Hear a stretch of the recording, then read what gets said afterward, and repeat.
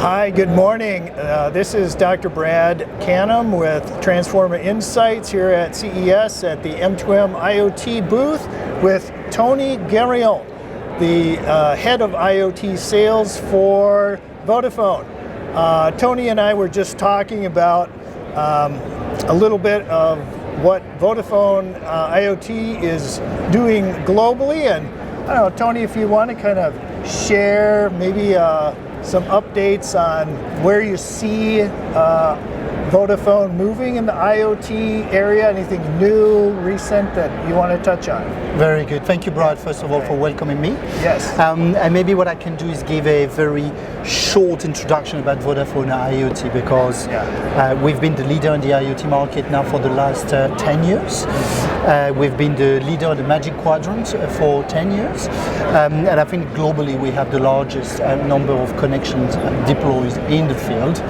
And we are very, very proud of it. And when you look at the performance for 2023, we've seen a lot of traction in the market, whether this is about the top line, whether this is about the number of new connections that we've added onto our network and our platform, or whether this is about the new business that we've actually won.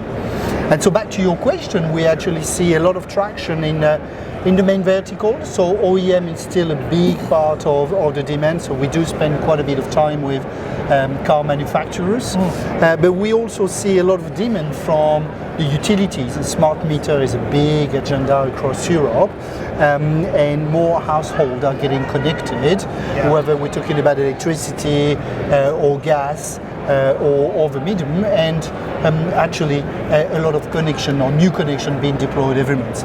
Outside of that, we go into traditional verticals. We see a lot of demand in logistics, we see a lot of demand in fleets, we see a lot of demand in sustainable projects, we see a lot of demand into assets in the field that needs to be connected from an operational efficiency standpoint, like lift, remote management, for instance. So so 2023 has been a great year for Vodafone IoT. Thank you. Excellent. So, one of the things we touched on was the convergence of IoT, 5G, and just kind of more low power capacity throughout the IoT infrastructure. Are there any particular, say, use cases or any motion that Vodafone sees there that you'd be happy to share? Yeah, sure. So 5G is obviously a big agenda for Vodafone. We are a global telco, so this is what we actually do for a living. So I would say we've got three components to answer to your question. The first one is about mobile private network, which is the deployment of local 5G privately for companies, OEM, campus. Okay, so big manufacturing plants, for instance, or big ports. So all these large organizations that have big geographical footprint in a city or across multiple sites want to use 5G to actually connect their assets and make sure that they have a more efficient way to actually go on to the IoT agenda. So that's the first thing, MPN. The second thing, which is growing in demand, but I have to say it also depends on the availability of the 5G network, is obviously the fact that with 5G we move from the visibility of the asset into the control of the asset. And so we see more and more customers actually coming to us, the smaller customer, trying to understand how they embed 5G with the big bandwidth type of application or use case to actually do or get more out of what they have connected into the field. And the third element to your question is obviously the low power. Low power is everywhere. Low power is extremely attractive for a lot of our customers, whether this is NB-IoT or LTE-M. We see a lot of demand. Obviously, smart meter is moving onto all those low power generation or generated connectivity solution. But we also see a lot of OEMs, and we also see a lot of customers that have understood how to extract value from the assets they have in the field over a long period of time, willing to actually connect their devices, their assets using NB-IoT or LPWA in general. Gotcha. Well, that was a great answer, very complete answer. And one of the things you touched on there, at least that I heard, was kind of connecting with some of the smaller companies who are looking to build out, right?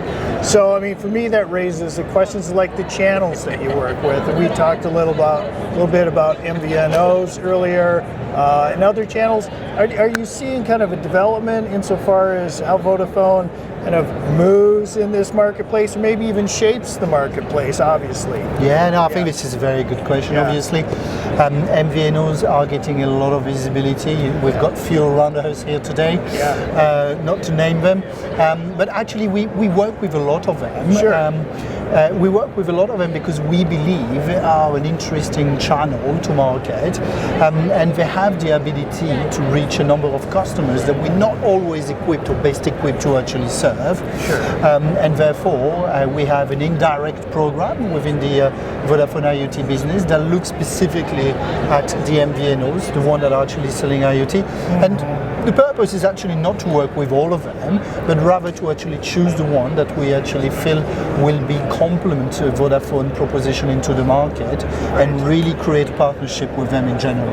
Right. Yeah, and I mean, I just know like that's something that we're seeing, you know, as an analyst firm, is the kind of structuring of the IoT projects really being tied to kind of use case capabilities and then relationships attached to those, and you know, putting together infrastructure in a way that makes everybody, you know, derive value from the relationships. Exactly.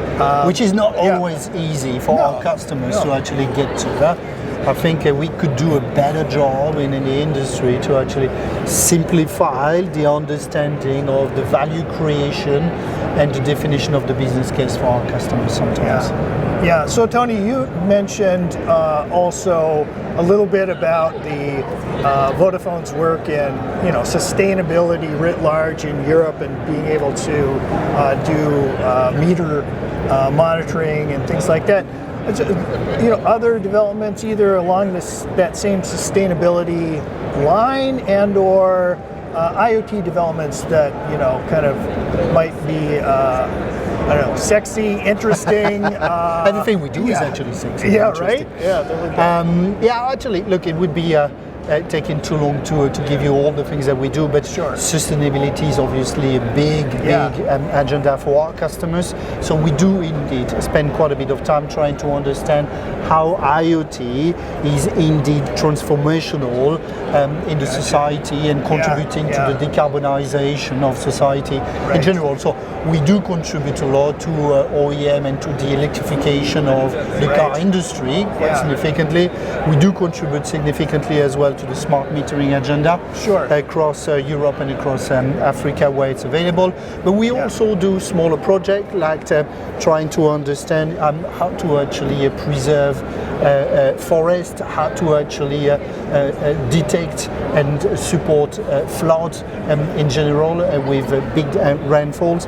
So plenty of things and various things that we actually do with our customers and innovators across the market. Right. Well, it's great to hear. You know, it's part of that sometimes visionary aspect of both big company like Vodafone, IoT as an industry that can get a little lost sometime in the discussion about all the infrastructure and deals and that. But of course, we know that it's very important both for the planet. It's important for governments. It's important for big companies, small companies. Everybody's watching that space and hearing Vodafone's playing such a key role there. Super interesting. Tony, it has been a great pleasure. Thank you, Brad. And Tony Guerion, did I get that right? You got it right. Thank you so much. My French is getting better. Thank you so much. Thank you, Brad. Have a great day. Take care.